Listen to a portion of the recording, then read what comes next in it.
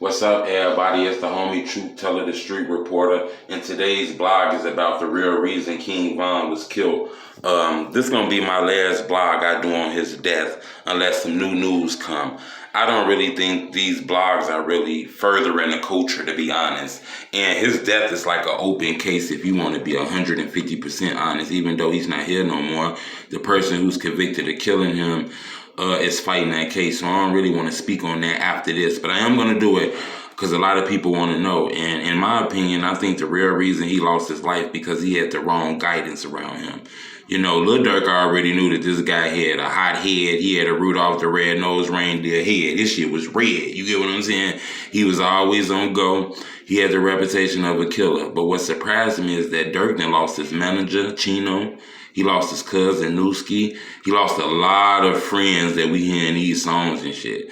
So when he signed King Von to his OTF imprint, I'm surprised he didn't show him the proper guidance and say, bro, I'm not saying you can't rap this street shit, but we're going to keep the bodyguards in. We're not going to involve ourselves in criminal activity where everybody can see it and fuck up the opportunity to take care of your family, take care of your kids, put your homies in a better position. That's what confused me.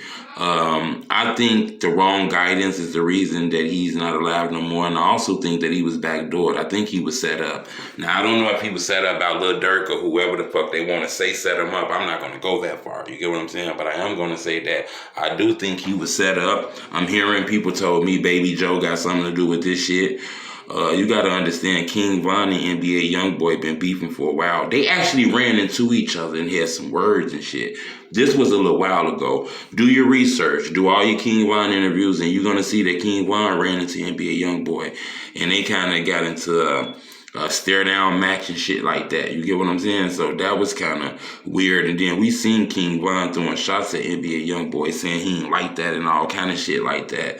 So that's another thing that threw me off. But I'm telling you, I'm hearing that he was playing so tough and that he just thought old Block and his homies was the most ghettoest niggas and the streetest niggas in the world, that he underestimated Cuandoondo and the 4K shit. You know what I'm saying?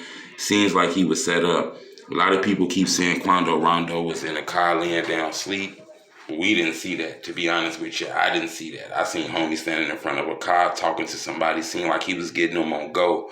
Then he walked up to Von. When Von walked to him, he didn't block his face. He didn't have his dukes up. He didn't have none of that. It's almost like he walked up to him with his face out. It looked like he was looking for a way to do the self-defense shit. It looks like King Von was set up on camera. Now, I know a lot of you guys might say, man, Von brought that shit to himself. I'm not saying that. The fact that Von even knew that nigga was there is confusing. We want to know who told him he was there. So, I'm going to tell you, man, when you get a chance to change your life in this rap shit, you can't have 1 foot in and 1 foot out. And I understand that that's hard, but King Von was at a level where he didn't have to have 1 foot in the game. To be honest, he didn't have to be throwing no punches and shit. What's the use of having security? What's the use of bringing all those guys around you if ain't nobody's gonna be there to protect you and shit like that? But don't get me wrong, King Von has to be smart enough too to let his homies know when he finna get on go. Because it didn't look like they really knew what the fuck was going on. But then again, I think they knew what the fuck was going on. I just didn't think that they knew that dude and them had the advantage on them. So in my opinion, the reason King Von is not alive no more is because he had the wrong guidance around him. He underestimated the enemy. And he did something that a lot of people been saying that it's over with. Even though you might not agree with it, you got to say, man, a real man to fight. We seen the nigga fight and lost his life. Seen the same shit happen to Slim Duncan. Seen the same shit happen to Tupac. I don't know who next, but I'm going to tell you this here, man. If you're a famous rapper and you get in an altercation in front of a nightclub or something like that, you get your homies to knuckle a motherfucker up and you get the fuck up out of there. And to be honest, you get security, man. You got to pay real security, man. Get your homies to be security. Put them in school. Get their 10 cards. Get their perk cards. Don't put your friend who you care about in a position to kill somebody. Because then he ain't really his friend, you know? Like Cuandoondo know he hot, right? He know he hot, but he steady going to events with 50 niggas with him. What he got all those niggas with him for? He's prepared to get all their ass murder cases. And he ain't got that much money.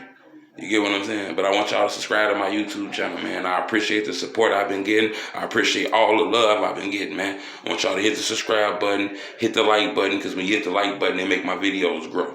You know what I'm saying? I appreciate it. It's the homie Truth Teller.